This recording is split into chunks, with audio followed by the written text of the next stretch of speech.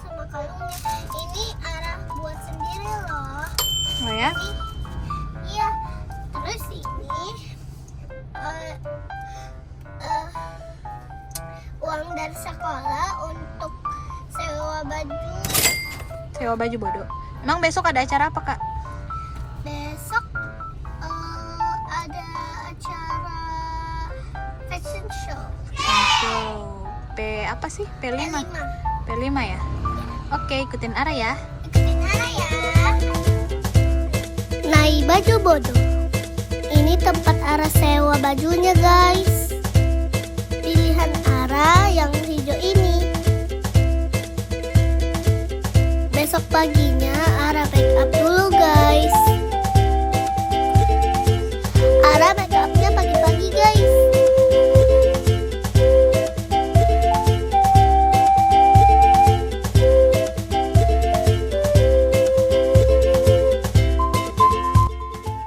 Dan ini dia after before-nya. Gimana nih guys? Cantik gak? Ara sudah siap nih, siap berangkat. Acaranya di Gymnas. Ikutin Ara ya. Ini tempatnya guys. Bagus kan? Yuk kita intip yang ada di dalam. Ambil nomor urut ya guys. Ini dia panggungnya guys. Ara sudah ketemu teman-temannya Ara nih guys. Ada Sarah, ada Nara, ada Naura, dan dia guys.